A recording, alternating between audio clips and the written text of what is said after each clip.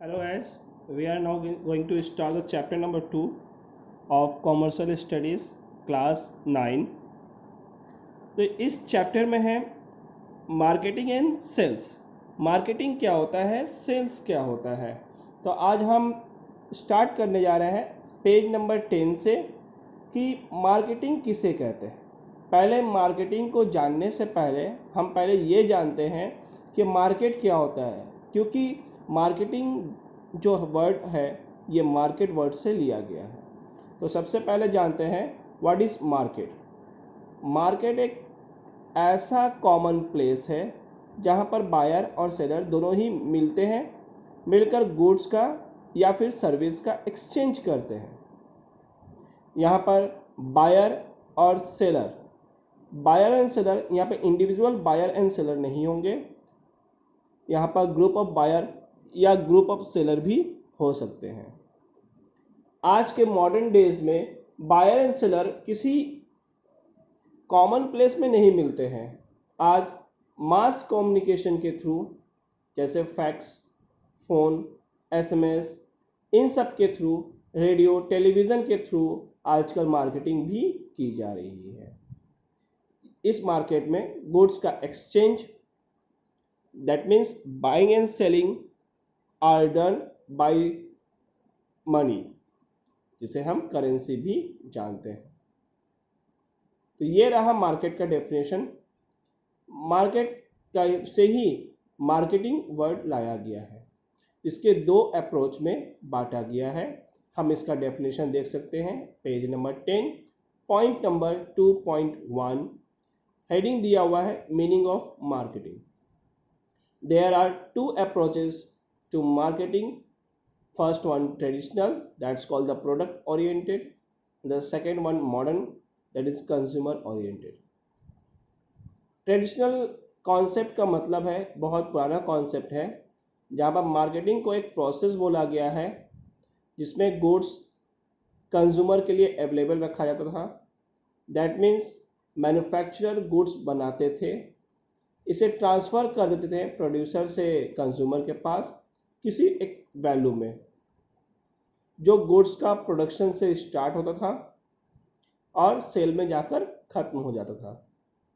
यहाँ पर physical process, जैसे गुड्स का डिस्ट्रीब्यूशन में ही, जैसे वन प्लेस से अनदर प्लेस में गुड्स का डिस्ट्रीब्यूशन पर ही फोकस किया जाता था। तो ये था ट्रेडिशनल कॉन्सेप्ट। यानी हम कह सकते हैं ट्रेडिशनल कॉन्सेप्ट ने मार्केटिंग एक ऐसा कॉन्सेप्ट है जहाँ पर गुड्स बन जाती थी और उसे सेल कर देते थे। तो सेल करने के बाद वो प्रोसेस ओवर हो जाया करता था। बट मॉडर्न कॉन्सेप्ट में ऐसा नहीं है।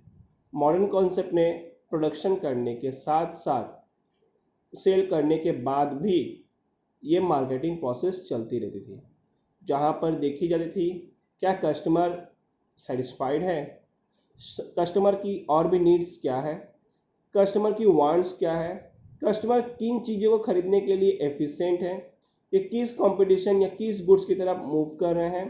तो ये मॉडर्न कॉन्सेप्ट में भी, ये मॉडर्न कॉन्सेप्ट में लाया गया है। तो पहले की जो डेफिनेशन थी वो ट्रेडिशनल कॉन्सेप्ट वाली डेफिनेशन मॉडर्न कॉन्सेप्ट में है। उसके अलावा और भी कॉन्सेप्ट उनके साथ जोड़ी गई है, इंक्लूड की गई है, ऐड की गई है, जिसमें कस्टमर को सेटिस्फाई करना, कस्टमर को के वांट्स को समझना, कस्टमर के वांट्स के हिसाब से प्रोडक्शन करना, समय के हिसाब से जो ट्रेंड्स चेंज हो रही है उसको फुलफिल करना भी है। आज पहले की डेट क्या होती है, आप कोई सामान खरीदे, यूज़ किए, ख़राब हो गई तो ख़राब हो गई। बट नाउ डेज आज आप कोई गुड्स खरीदते हो तो एक लिमिटेड पीरियड के अंदर में अगर आपकी ख़राब होती है तो वो आपको रिपेयर करके दी जाती है। जैसे आजकल के इलेक्ट्रॉनिक गुड्स में आपको सर्विसिंग मिल रही है। अगर आप कोई कॉस्टली गुड्स को परचेज़ करते हैं तो आपके कुछ समय के बाद कस्टमर फीडबैक कॉल आती है, पूछते हैं कि आप सेटिस्फाइड हो, क्या आपको यूज़ करने में कोई दिक्कत नहीं हो रही है। या फिर आप देख सकते हैं अगर कोई आप इलेक्ट्रॉनिक गुड्स को घर में लाते हैं, इंस्टॉल कराते हैं, उसको कैसे यूज़ करना है, वो सारे चीज़ें एक इंजीनियर आती है, बताते हैं। After that service facilities provide करती है, 3 महीने बाद 2 महीने बाद हम फ्री ऑफ कॉस्ट सर्विस करके देंगे। इसका मतलब कि ये आपको सेटिस्फाइड कर रहे हैं पूरी तरीक़ा से। यही है मॉडर्न कॉन्सेप्ट। पहले वाले कॉन्सेप्ट में प्रोडक्ट को सिर्फ सेल करना था, लेकिन न्यू कॉन्सेप्ट में सिर्फ सेल ही नहीं करना, कस्टमर को सेटिस्फाइड करना भी इनका उद्देश्य था। तो ये रहा पहला इंट्रोडक्शन चैप्टर से मार्केटिंग एंड सेल का, पेज नंबर 10। आते हैं next explanation, page number 12। Topic है 2.2 ऑब्जेक्टिव्स ऑफ मार्केटिंग। मार्केटिंग करने की क्यों ज़रूरत पड़ती है, इनफैक्ट मार्केटिंग का उद्देश्य क्या है। अगर मार्केटिंग ना किया जाए तो गुड्स की जो आज हम में जो चेंजेस देखते हैं, इम्प्रूवमेंट देखते हैं, नए नए गुड्स पाते हैं, वो पाना आसान नहीं होता। इसीलिए मार्केटिंग एक बहुत एसेंशियल चीज़ है जिसमें जो आज की डेट के लिए बहुत इम्पॉर्टेंट है। तो आते हैं हम टॉपिक को पढ़ने। फर्स्ट पॉइंट ऑब्जेक्टिव का, creation of demand. Creation of demand में क्या लिखा है देखिए, a business firm can sell the goods and services only when there are customer willing to buy them. Therefore, the first purpose of marketing is create demand for goods and services. यहाँ पर एक businessman goods को cell कर सकता है, services दे सकता है जब कोई कस्टमर परचेज करना चाहता है। इसीलिए मार्केटिंग का पहला पर्पस होता है डिमांड को क्रिएट करो। अगर डिमांड क्रिएट नहीं होगा तो लोग खरीदना नहीं चाहेंगे, लोग परचेस करने के लिए नहीं आएंगे मार्केट में, तो सेलर सेल नहीं कर पाएगा। For this purpose marketing finds out the needs and the preference of customers. Marketing क्या करता है, कस्टमर की क्या नीड्स है, क्या प्रेफरेंस है, उसे पहचानता है। एडवर्टाइजमेंट के थ्रू, पर्सनल सेलिंग के थ्रू, सेल्स प्रमोशन के थ्रू, और भी बहुत से मेथड है जिसके थ्रू कस्टमर को समझते हैं और कस्टमर को उनके प्रेफरेंस, उनके पर्पस, उनके नीड्स के हिसाब से गुड्स की बनाई जाती है और सेल की जाती है। Now next point, customer satisfaction. The second point, customer satisfaction is most important point for the marketing. Nowadays, if the customer will not get satisfied, so they will not come into the market to buy the goods. So customer satisfaction is one of the important factor for the marketing. Now the second point I am now going to explain. The modern marketing is customer oriented. Today all marketing activities begin and end with the customers. In short, यहाँ पर बोला जा रहा है आज के दिन में कस्टमर ओरिएंटेड है, कस्टमर को ही देखना है, कस्टमर को ही पहचानना है, कस्टमर के नीड्स को पकड़ना है। अगर कस्टमर को नहीं समझ सकते तो आप मार्केटिंग करने में सक्षम नहीं है।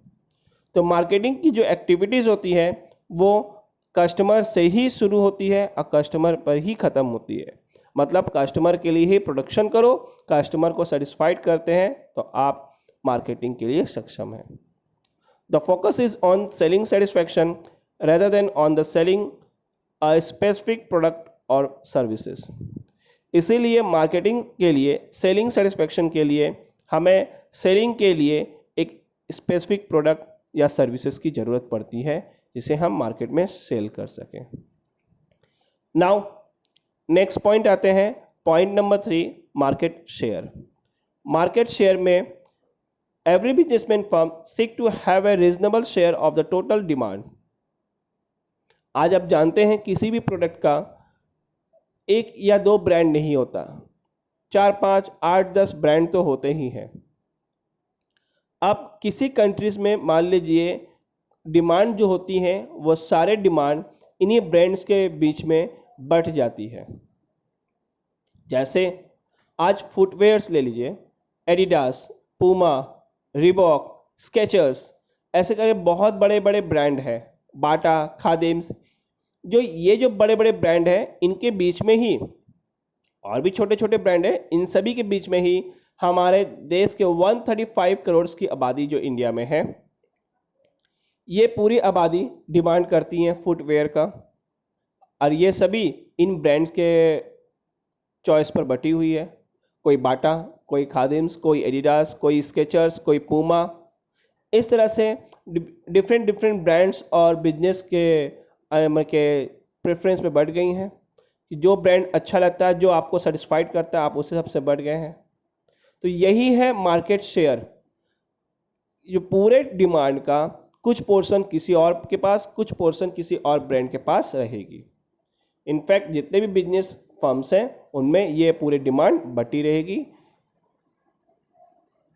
Now fourth point, profitability and growth. Marketing seeks to achieve the long-term goals of the profitability and the growth by the satisfying the wants of the customer. Marketing achieve करना चाहता है long term profitability. Why marketing wants to long term profitability and the satisfying growth? Because business firm जो है 1 साल या 2 साल के achievement करने के बाद वो शट डाउन नहीं होना चाहती है। तो बिजनेस चाहती है, एक बिजनेस फर्म चाहेगा कि हम मार्केट में सालों साल अपने प्रोडक्ट को बेच सकें। अगर सालों साल बिजनेस को चलाना है, प्रोडक्ट को सेल करना है, तो कस्टमर के वांट को सेटिस्फाइड करना ज़रूरी है। इसीलिए मार्केटिंग सोचता है कि लॉन्ग टर्म गोल्स हो, बिजनेस की ग्रोथ हो, जिससे हम कस्टमर को सेटिस्फाइड करते रहें। इसीलिए हर बिजनेस फर्म ये कोशिश करती है कि कस्टमर को सेटिस्फाइड कर सके, उसके डिमांड को फुलफिल कर सके। अगर कोई बिजनेसमैन या कोई बिजनेस फेल कर गया कस्टमर को सेटिस्फाइड करना, तो वह बिजनेस एंड हो जाता है। Now fifth number point, goodwill. Goodwill creates the image of the business. Goodwill means the image of the business, and marketing creates the image of the business. The marketing aims to build the reputation of the enterprises over time. The enterprises attempt to earn a name for itself and build its position in the market by selling the quality product at the reasonable price and through efficient after the sales services. Marketing का काम ही होता है business को एक reputation देना, business की image को market में, सोसाइटी में, कंट्रीज़ में अच्छा बनाना। तो मार्केटिंग क्या करती है, बिजनेस को अच्छे नाम के लिए एक गुड क्वालिटी प्रोडक्ट जो सेल कराती है एक रीजनेबल प्राइस में, जिससे क्या होता है, लोग इसकी डिमांड ज़्यादा करते हैं। और आफ्टर सेल्स सर्विस का मतलब है सेल हो जाने के बाद आपको वारंटी या गारंटी फैसिलिटीज़ और या फिर रिपेयरिंग फैसिलिटीज़ प्रोवाइड करती है। आते हैं next point, standard of living. Marketing हमेशा इम्प्रूवमेंट क्वालिटी प्रोडक्ट पर फोकस करती है जिससे कस्टमर सेटिस्फाइड हो। इसीलिए हर वक्त हमारे मार्केट में, सोसाइटी में एक न्यू वैराइटीज़ प्रोडक्ट लॉन्च होती रहती है, न्यू वैराइटीज़ की सर्विसेज लॉन्च होती है, पहले से बेटर और पहले से मोर एफिशिएंट प्रोडक्ट मार्केट में आती रहती है, जिससे एक नया अपॉर्चुनिटीज़, एम्प्लॉयमेंट अपॉर्चुनिटीज़ या बेटर क्वालिटी गुड्स की हम लोग संभावना रखते हैं। Now the next point number 2.4, page number 13।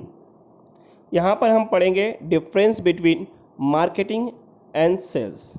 Marketing के बारे में हमने पढ़ लिया है, अब सेल्स के बारे में बताता हूँ। सेल्स का मतलब होता है interchangeable terms. That means sales का मतलब होता है अगर ओनरशिप ट्रांसफ़र कर दिया जाए वन पर्सन से सेकेंड पर्सन की तरफ, उसे हम कहते हैं सेल्स। ये जो ओनरशिप ट्रांसफ़र होगा ये किसी गुड्स या सर्विसेज का होगा। That means if you are buying any goods, just like you are buying a mobile phone, that means seller is transferring the ownership of the mobile phone from the seller to customer. ये हो गया cell, जहाँ ownership transfer हो। आते हैं differences में। पहली differences है scope. Selling involves exchange of the goods for money between the seller and buyers. Obviously सी बात है, सेलिंग यहाँ पर सिर्फ एक्सचेंज पर डिपेंड होती है। एक्सचेंज होती है किसके आधार पर? मनी के आधार पर, दो लोगों के बीच में। वो दो लोग होते हैं seller and buyer. Now marketing एक वाइडर टर्म होता है। यहाँ पर सिर्फ सेलिंग ही नहीं, दैट मीन्स मार्केटिंग के अंदर ही सेल्स वाली पोर्शन भी आती है। देन हमें मार्केट रिसर्च भी करना पड़ता है, प्रोडक्ट की प्लानिंग करनी पड़ती है, डेवलपमेंट लाना पड़ता है, एडवर्टाइजिंग करनी पड़ती है। इन शॉर्ट, सेल्स के बाद अब इसके अलावा नेक्स्ट प्रोडक्शन क्या किया जाएगा, कस्टमर की नीड्स कैसी है, उसे डिज़ाइन कैसे करना है, लोगों को कैसे बताएंगे हमारे पास आपके चॉइस के प्रोडक्ट हैं, वो सारे चीज़ को एनालिसिस करना, उस पर फोकस करना, ये मार्केटिंग कहलाता है। Now focus, selling focuses on the needs of the seller. यहाँ पर सेलिंग सिर्फ फोकस करता है नीड्स किसका? सेलर का। बट मार्केटिंग बायर का, कस्टमर के नीड्स को फोकस करता है। In short, selling sales volume बढ़ाता है किसी भी ऑर्गेनाइजेशन का, बट मार्केटिंग कस्टमर के नीड्स को फुलफिल करता है, कस्टमर के गुडविल को बढ़ाता है और लॉन्ग टर्म प्रॉफिटेबिलिटी क्रिएट करता है।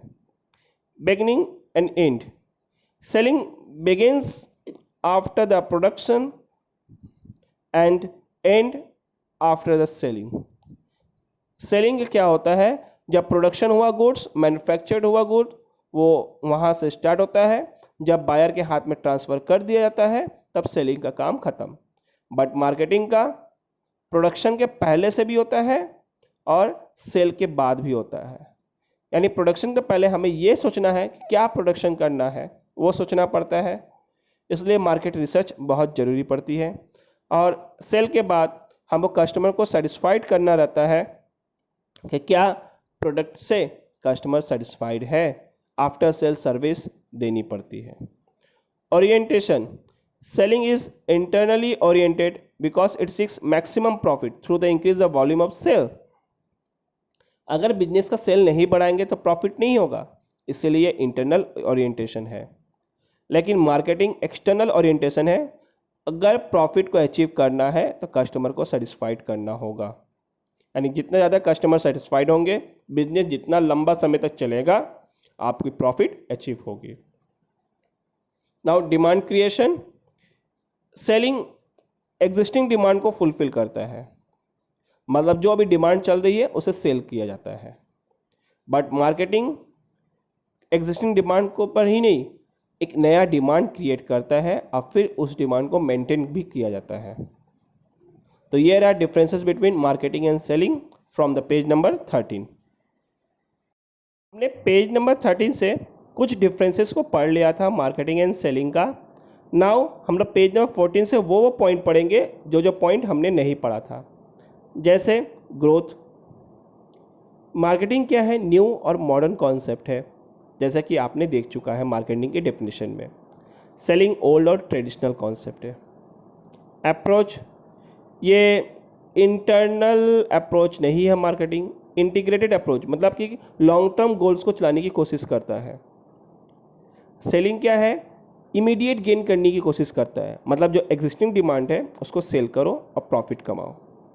बट मार्केटिंग ऐसी नहीं सोचती है, मार्केटिंग सोचती है कि एक न्यू डिमांड क्रिएट किया जाए और उसे मेंटेन भी किया जाए।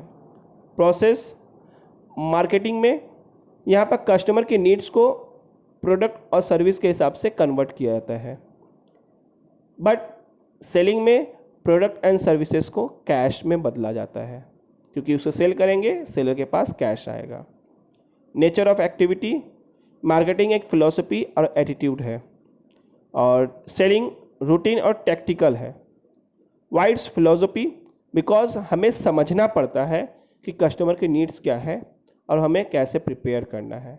एटीट्यूड, उनके बिहेवियर को, उनके मतलब कस्टमर के बिहेवियर को भी एनालिसिस करना पड़ता है। सेलिंग रूटीन और टैक्टिकल है, मतलब जो हमारे पास अवेलेबल रहेगा उसे प्रेजेंटेशन करना है और उसे कस्टमर के थॉट के हिसाब से, नीड्स के हिसाब से सेल कर देना है इमीडिएटली। इसे टैक्टिकल भी बोला जाता है। आते हैं page number 15, point number 2.5, meaning of product. Meaning of product का मतलब होता है प्रोडक्ट एक ऐसा गुड्स यानी प्रोडक्ट को बोल सकते हैं जो टेंजिबल या फिजिकल एट्रीब्यूट्स में रहता है, जैसे मतलब जिसे टच कर सकते हैं, जिसका वेट, डिज़ाइन, कलर होगा, शेप होगा, उसे हम बोलते हैं फिजिकल एट्रीब्यूट्स, जो उसे आसानी से हम असेंबल भी कर सकते हैं और सेल भी किया जा सकता है कस्टमर को, उसे हम प्रोडक्ट कहते हैं। आते हैं page number 16, differences between product and services. तो प्रोडक्ट एंड सर्विसेज के डिफरेंसेस स्टार्ट करने से पहले हम पहले डेफिनेशन बताते हैं व्हाट इज सर्विसेज। सर्विसेज एक ऐसा इंटेंजिबल एफर्ट होता है जिसे हम कोई टच नहीं कर सकते, ना स्टैंडर्डाइज कर सकते हैं, बट इसके यूटिलाइजेशन से हम अपने आप में इम्प्रूवमेंट ला सकते हैं। जैसे आज नेट की फैसिलिटीज़ अवेलेबल है बट इंटरनेट को हम टच नहीं कर सकते, ठीक है, लेकिन फिर भी हम इसको यूटिलाइज करके हम अपने बहुत से काम में लाते हैं और अपने आप को इम्प्रूव करते हैं, तो दैट इज़ द सर्विसेज। आते हैं डिफरेंसेस में। टेंजिबल एंड इन प्रोडक्ट क्या है, टेंजिबल है, बट सर्विसेज इनटेंजिबल है, इसे टच नहीं किया जा सकता, बट इसकी कोई फिजिकल एविडेंस होगी। इसकी फिजिकल एविडेंस का मतलब सर्विसेज प्रोवाइड करने वाला कोई होगा। आते हैं नेक्स्ट पॉइंट नंबर 2। नंबर 2 में है inseparability of buyer and seller. Products में फुल्ली सेपरेबल रहता है, ट्रांजैक्शन आर पॉसिबल, मतलब ट्रांजैक्शन को हम लोग रिमोट कर सकते हैं, कंट्रोलिंग कर सकते हैं, बट सर्विस में ट्रांजैक्शन को रिमोट नहीं कर सकते, उसे कंट्रोलिंग नहीं किया जा सकता क्योंकि ये सर्विस सेपरेबल नहीं हो सकता। यानी कहने का मतलब आप प्रोडक्ट को टुकड़े में बांट के दे सकते हैं। जैसे आपने एक बोरा चावल लाया तो उस एक बोरे चावल से आप कुछ केजी चावल निकाल के सेल कर सकते हैं, बट किसी सर्विस प्रोवाइडर से आप उसके सर्विस को उसको हटा नहीं सकते। यानी कहने का मतलब एक टीचर अपना जो नॉलेज दे रहा है, आप उसके ब्रेन से वो नॉलेज नहीं निकाल सकते, ये उसके अंदर, ये उसका इंटरनल एफर्ट है। क्वालिटी, हम प्रोडक्ट के क्वालिटी को मेज़र कर सकते हैं, कंट्रोल कर सकते हैं, बट सर्विस के क्वालिटी को कंट्रोल करना, मेज़र करना डिफ़िकल्ट होता है, क्योंकि किसी की क्वालिटी सर्विसेज की है, जो नेट की है, हम कैसे मेज़र कर सकते हैं? आपकी नेट कितनी अच्छी है, ये नेटवर्क पर डिपेंड करती है, आई कैन अंडरस्टैंड, बट इसे कंट्रोल कैसे करोगे, मेज़र कैसे करोगे, या कैसे कर सकता है कि हाँ आपने 5 किलो कोई सर्विसेज पा लिया, तो ये से मेज़र करना आसान नहीं होता। इन्वेंट्रीज, प्रोडक्ट को स्टोर किया जा सकता है बट सर्विस को स्टोर नहीं किया जा सकता। आते हैं सेंसिबिलिटी टू टाइम। हम प्रोडक्ट को एडवांस में परचेस कर सकते हैं, फिर जब ज़रूरत हो तो हम इसे यूटिलाइज कर सकते हैं, लेकिन सर्विसेज हम एडवांस में परचेस नहीं कर सकते, जब ज़रूरत होगा तभी हम इसे यूज़ कर सकते हैं, तभी हम इस सर्विसेज को पा सकते हैं। जैसे आपके बुक में एग्जांपल लिखी हुई आप देख सकते हो। शॉप हम एडवांस में परचेस करके रख सकते हैं, जब नीड्स हो तो हम यूटिलाइज कर सकते हैं, बट डॉक्टर की सर्विसेज तभी हम ले सकते हैं जब पेशेंट को ज़रूरत हो। रिस्क, प्रोडक्ट को हम रिप्लेस कर सकते हैं बट सर्विस नॉट रिप्लेसेबल, हम सर्विस को रिप्लेस नहीं कर सकते। अब नेक्स्ट पॉइंट पे आते हैं, point number customization, increase the cost and restrict the sales. Cost को हम इंक्रीज कर सकते हैं, सेल्स को कंट्रोल कर सकते हैं, बट यहाँ पर कस्टमर को डिलाइट्स को हम देख सकते हैं, बढ़ा सकते हैं। बाकी के जो 4 पॉइंट है आप आसानी से समझ सकते हैं, क्योंकि गुड्स जो प्रोडक्ट होते हैं ये ड्यूरेबल और पेरिशेबल दोनों हो सकता है, but services is usually perishable, मतलब कुछ लिमिटेड पीरियड के लिए ही रहता है। ऑनरशिप, यहाँ पर फिजिकल गुड्स का ट्रांसफ़र किया जा सकता है बट सर्विसेज का नहीं। मैंने वो पॉइंट पढ़ाया जो पॉइंट इजी, आसानी से याद रखा जा सकता है और आप अच्छे से अपने ओन वर्ड्स में लिख सकते हैं। आते हैं page number 17, pricing. What is pricing? Pricing denotes from the price, जो प्राइस से डिनोट हुआ है। इसमें हम लोग क्या करेंगे कि देख जो हम प्रोडक्ट को या सर्विसेज को परचेस करते हैं, सेलर सेल करता है कस्टमर को, उसके बदले में जो मनी ली जाती है, जो पेमेंट होती है, जो प्रोडक्ट और सर्विसेज की वैल्यू होती है, उसे हम प्राइसिंग कहते हैं, यानी अमाउंट, मूल्य, उसकी कीमत। तो ये प्राइसिंग एक रेवेन्यू होता है सेलर का, जो मार्केट में जनरेट होता है सेलर के लिए, जो मार्केट से जनरेट करते हैं सेलर के लिए। सेलर इसी अमाउंट को परचेज करती है और देन आगे की प्रोसेस करती है। इन शॉर्ट, प्राइसिंग एक ऐसा प्रोसेस है जो प्रोडक्ट की वैल्यू और सर्विसेज को मनी में बताता है, मनी के रूप में बताता है, जिसे हम बोल सकते हैं एक मोड ऑफ पेमेंट है, जिसे हम बता सकते हैं कि किस उस प्रोडक्ट की, उस सर्विसेज की क्या वैल्यू है। आते हैं next page, page number 18, objective of pricing, point number 2.8। Objective मतलब क्या है? अगर किसी कंपनी को कुछ अचीवमेंट करना है तो उसे इन टर्म ऑफ अमाउंट यानी प्राइस में इंडिकेट करना पड़ता है। इसलिए किसी भी ऑर्गेनाइजेशन को कुछ टारगेट अचीव करने के लिए प्राइस की बहुत इम्पोर्टेंट ज़रूरत पड़ती है। तो आ जाते हैं point number 1, target rate of return.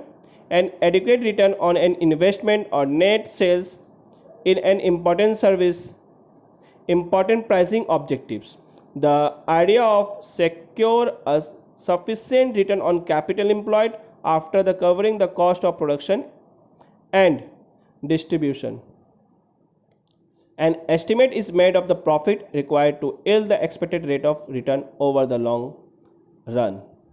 यानी कहने का मतलब है, अगर किसी ऑर्गेनाइजेशन को अपना रिटर्न वापस पाना है, रिटर्न मतलब जो आप इन्वेस्ट किए हो, इस इन्वेस्ट को एक रेट के रूप में रिटर्न करना है, पाना है, जिससे बिजनेस में प्रॉफिट अच्छी हो सके, बिजनेस अपनी अर्निंग अच्छी कर सके, जिसके बदले हम जो कैपिटल के बदले में उसे कुछ रिटर्न मिल सके।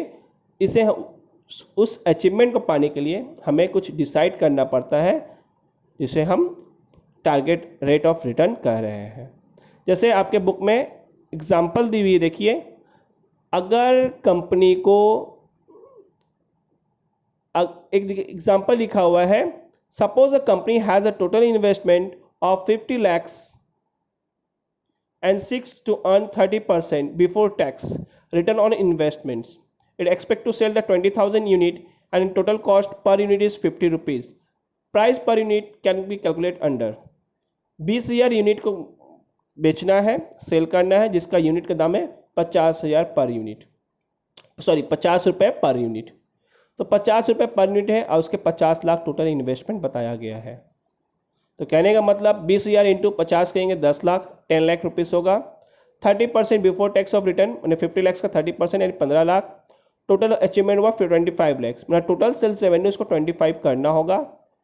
प्राइस पर यूनिट का दाम 25 लाख को 20,000 यूनिट से डिवाइड करके 125, ये 125 है प्रोडक्ट का दाम पड़ जाएगा।